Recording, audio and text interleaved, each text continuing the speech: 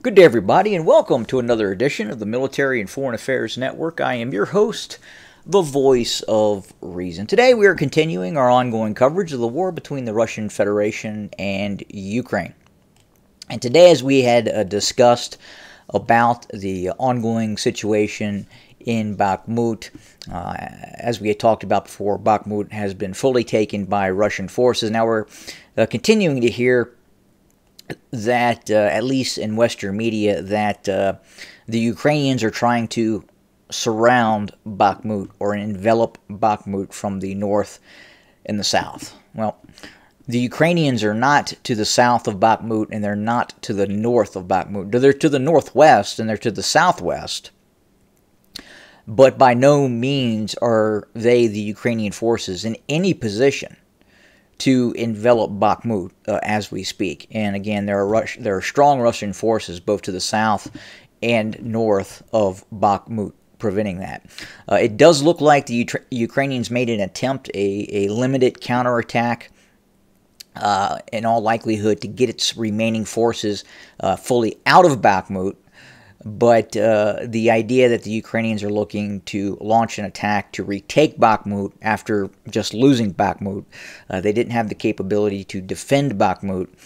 So I don't know how the Ukrainians are going to launch this counterattack to retake Bakhmut. Now, at the same time, we're continuing to hear about this pressure on Ukrainian forces to launch this massive counteroffensive, most likely in the south, with the objective of seizing Melitopol and severing the land corridor to the Crimean Peninsula. I find it interesting that we have these content providers on YouTube and other social media networks basically demanding for this large counteroffensive. And at the same time, many of those folks, many of those content providers, in some cases, have fled the Ukraine as they don't want to be drafted into the Ukrainian military. So very interesting to see those content providers talking about future-facing, large-scale offensive operations done by other people's children, for all intents and purposes.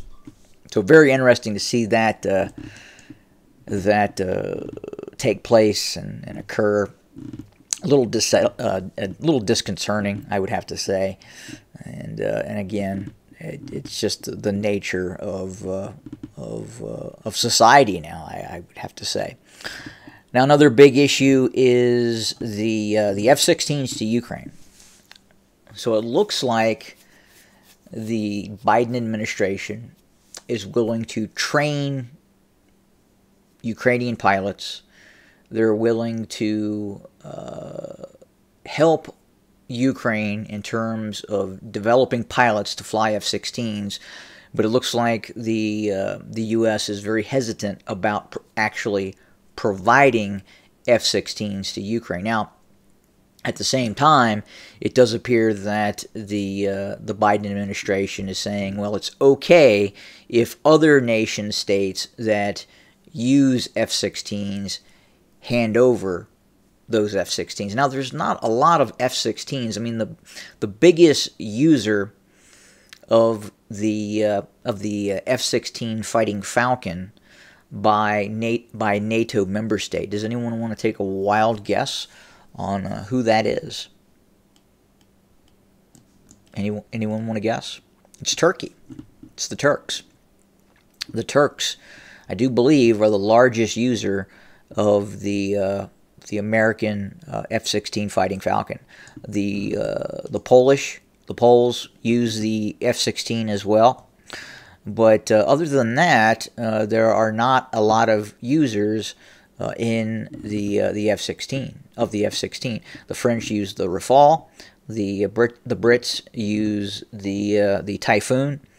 The Germans don't have any aircraft. They have abolished their air force. The Luftwaffe. I'm kidding. They use the Typhoon as well, as do most European nation states are using the Eurofighter. So not a lot of users of the F-16. So outside of Turkey handing over Ukrainians F-16s, I mean, I guess it's possible some of the smaller NATO states could hand over some of the limited stocks of F-16s, but it's not like they have hundreds of F-16s. Again, the only large-scale user of the F-16 is Turkey, and then followed by I would say Poland, and then again, could we see? I do believe the Low Countries and Denmark also use the F-16, but again, very, very limited amounts of F-16. So, I mean, to deliver F-16s at any amount that would be effective, and we're talking a couple of dozen, you would essentially see the entire Air Force of some of these smaller NATO states hand over their entire Air Force to the Ukrainians. And now maybe the United States is making some sort of agreement. Hey, you turn over your F-16s and we'll give you F-35s to replace them. That could be something that's going on. But the only real country outside of the United States that could provide the support and the amount of F-16s that the Ukrainians would need is Turkey. Man, it's hard to say if the Turks are willing to do that at this point. Very, very difficult to say. But we keep hearing about how NATO is going to hand over these F-16s to the Ukrainians, and it's not going to be the United States. Well, again, there's just not that many of them. And then on top of that, let's say the Ukrainians get 12 F-16s, and they get them across the border, and they're based at some air base in western Kiev. I'm sorry, in western Ukraine. How are they going to be used? These F-16s, the minute they cross into the eastern portion of Ukraine, once they cross the area near the Dnieper River, or they operate even near Kiev, the probability that the Russians are going to start shooting these things down with S-400s is very likely.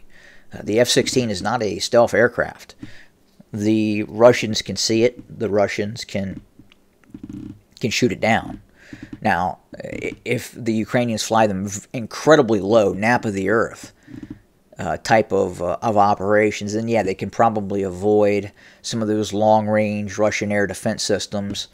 And outside of F-16s crossing the Dnieper River and operating in areas close to the line of contact, I'm not sure we'll see any sort of air-to-air engagement, say a Russian Su-35 against an F-16.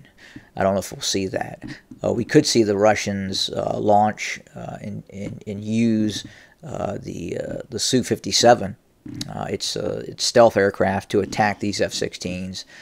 But again, the Ukrainians don't have them, and we just don't know who's going to hand over those F-16s to the Ukrainians.